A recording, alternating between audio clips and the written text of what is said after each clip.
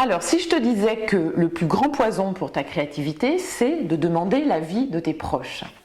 Donc quand on a envie de créer, que ce soit écrire son livre, faire un spectacle, on aimerait souvent, pour se rassurer, avoir la certitude d'être reconnu en fait par notre entourage professionnel ou familial.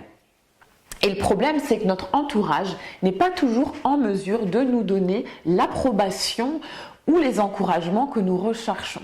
Donc tu sais, toutes ces petites phrases comme « mais vas-y, fonce, mais c'est clair, de toute façon avec le talent que tu as, tu vas y arriver, ça va marcher, écris-le ce livre, etc. » Donc ça peut être dû au fait que ils manquent eux-mêmes de confiance en eux, ou peut-être parce qu'ils sont parfois frustrés de ne pas avoir réalisé leurs propres aspirations artistiques. En tout cas, il arrive que nos parents, nos collègues vont au contraire nous dire même parfois une petite phrase décourageante, un petit mot blessant.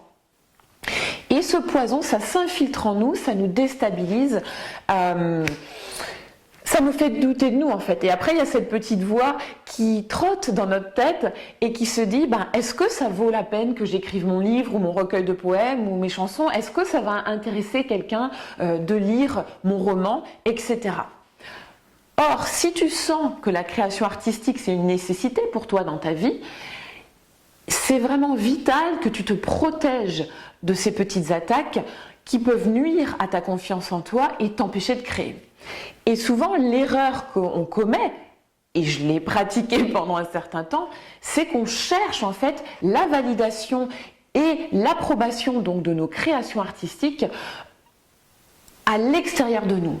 On cherche en fait à combler notre manque de confiance en nous par une validation extérieure plutôt que en apprenant à nous donner à nous-mêmes l'approbation dont on a besoin donc pour aller mieux, pour se sentir plus fort quand on crée. Et ça se fait en développant une relation bienveillante avec soi, en développant un dialogue bienveillant et encourageant envers nous-mêmes.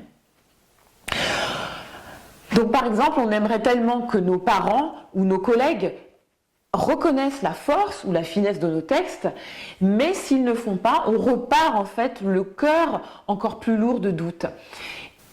Ou on aimerait par exemple que les collègues de notre compagnie de théâtre, que nous admirons tellement, viennent voir notre spectacle, et quand ils ne le font pas, on prend ça personnellement, et on est déçu, et on finit par remettre en question la valeur de notre travail. Donc quand on crée, en particulier quand on est dans la phase fragile du début de l'éclosion de la création, on est très vulnérable. Et à ce stade, on pourrait même comparer le projet à une rose fragile qui est en train de naître, qui fait ce petit bouton, et que le moindre coup de vent pourrait casser.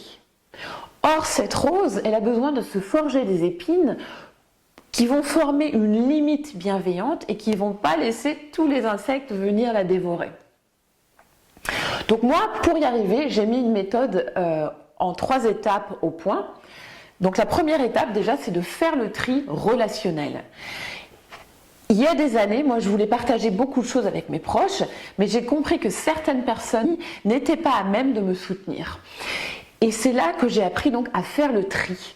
Donc il faut identifier en fait quelles sont les personnes de confiance avec qui tu peux échanger et celles que tu ne dois plus laisser rentrer dans ton entourage créatif, dans ton univers créatif pour te protéger. La deuxième étape, c'est de respecter le temps de maturation. En clair, ça signifie ne pas parler de ce que tu fais tant que ton projet artistique, ton livre par exemple, n'est pas assez mûr, n'est pas assez avancé pour ça. Parce que sinon, c'est là qu'une simple remarque maladroite ou même une absence de remarque va venir te blesser. Et donc, quand on commence à respecter ce silence protecteur, eh bien là, ça change tout. On se construit cette force intérieure, ces épines dont j'ai parlé avant pour la rose. Et la troisième étape, donc, c'est de se créer un cercle de bienveillance. C'est vraiment apprendre à s'entourer de personnes uniquement bienveillantes qui vont t'encourager ou les personnes dont tu sais qu'elles vont te faire uniquement des critiques constructives pour te faire avancer et pas pour te déstabiliser ou te faire douter. Voilà, donc moi c'est aussi quelque chose que je transmets à mes clientes dans mon programme d'accompagnement Révèle. Récemment, j'ai d'ailleurs une cliente qui m'a confié qu'en se libérant du besoin de reconnaissance extérieure, il lui était en fait beaucoup plus facile d'affirmer son style et d'oser dire des choses fortes, des choses pimentées, j'ai envie de dire, dans ses textes.